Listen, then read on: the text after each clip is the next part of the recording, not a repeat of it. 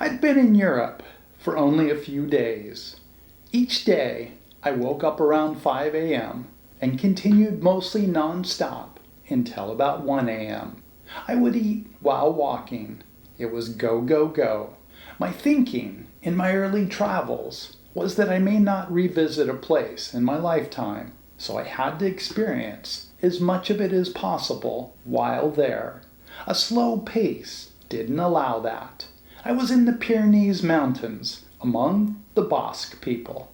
This was an ancient culture, with the language alive before the Indo-European languages blanketed or even arrived to Europe, such as French, Spanish, and German. The Basque people, while I was there, were trying to break away from France and Spain.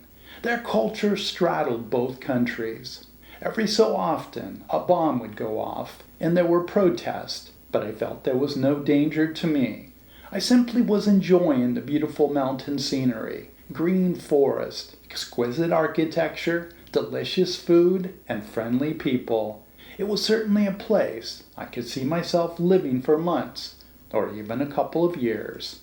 However, it was time for me to get going, to continue traveling down into Spain, Portugal, and northern Africa.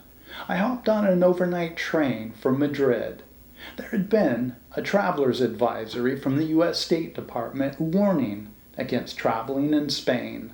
I wasn't concerned, as I knew I had been in places far more dangerous than Spain.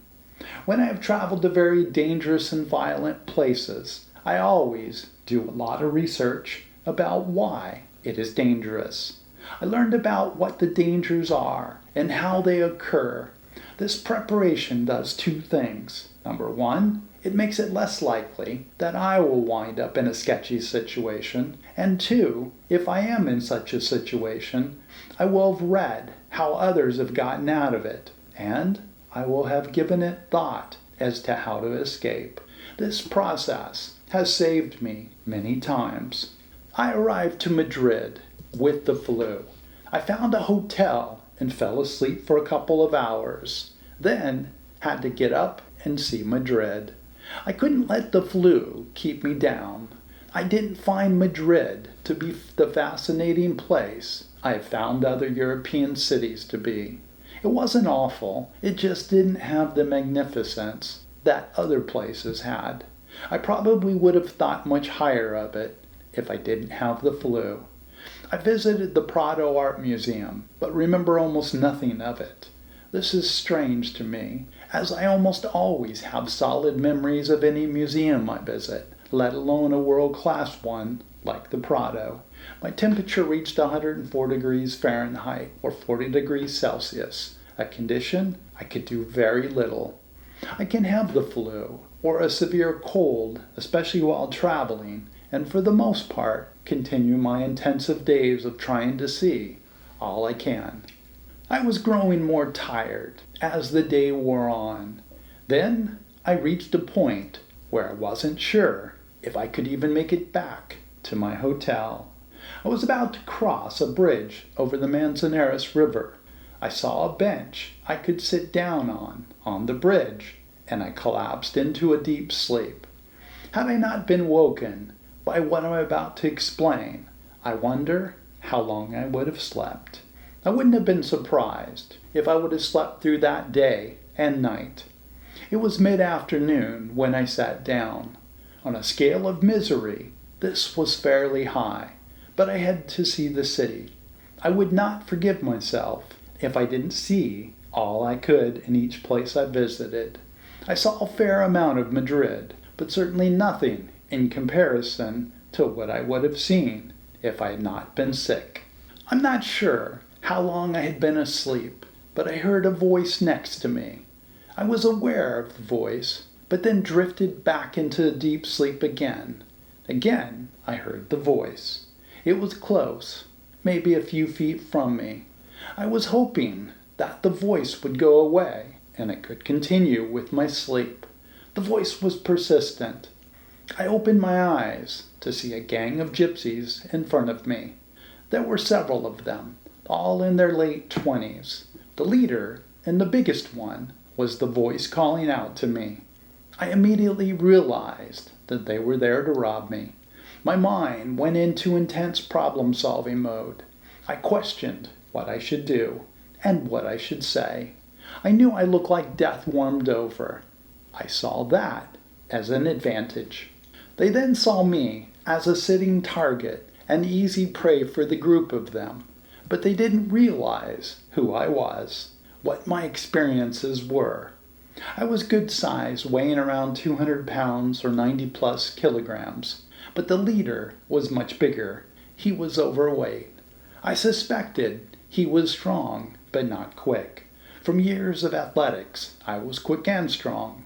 He may have been stronger, so I knew my quickness had to be my saving grace. I knew not to too intensely scan the group, as this would alarm them. I then had to use my peripheral vision. After a quick assessment of the group, I concluded if I could take out the leader, it would scare off the others. They strongly looked up to him. He was the alpha male, and there wasn't another that was close. The leader pulled out a knife. Had I not been so sick, I would have just taken the knife away from him, which I've done before. But I didn't know what my strength and quickness were at that moment. I then thought if I could distract him, then I could do something. He was standing between me and the edge of the bridge, a mistake on his part.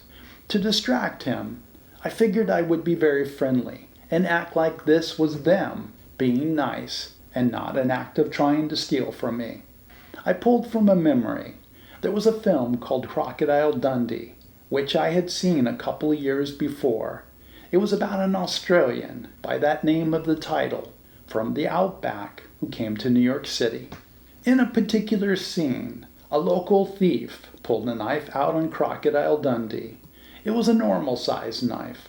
Crocodile Dundee, then acting like it was the local just being friendly, cheerfully pulled out a very large knife, and the thief ran away. I then told the gypsy that he had a nice knife, and that I also had a knife in my backpack. I asked him if he wanted to see it. I didn't have a knife, but I was setting him up.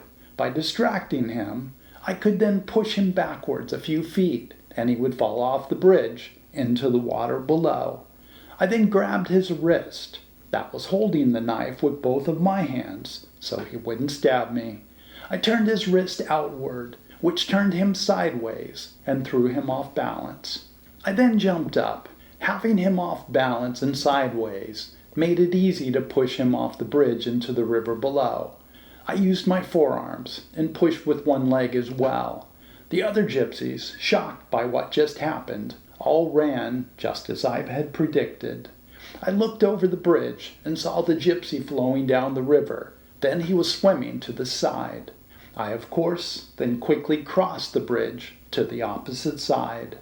I didn't know if his gang would go and get help. I knew I might be faced with a mob of gypsies. I had to disappear quickly and return to my hotel. I suppose it was bad of me not to have considered that the fall could have killed the gypsy. That may be true, but if one is a thief, certain risks come with it. I didn't ask for this to happen, and I didn't know what was going to happen. I didn't know if after robbing me, if I would be stabbed. The gang then might jump me with others pulling out their knives, as I had to assume they all had knives. The result could have been that they would have killed me. Not likely, but I didn't know. How bad was the gypsy hurt that I threw off the bridge? I don't know, and sadly, I don't care. I've had to at times not concern myself with such things in survival situations. I arrived at my hotel even more exhausted. I knew that I might have been followed and should stay some time in the hotel. I fell asleep and didn't wake up until the evening of the next day. I felt better, but had enough of Madrid. I then hopped on a train to Lisbon, Portugal. Later that summer I would return to Spain. I visited many cities without any further problems, but didn't return to Madrid. Thank you so much for watching. Please join me in the future as I look at more of my travels. Have a great day, and I hope to see you in the next episode.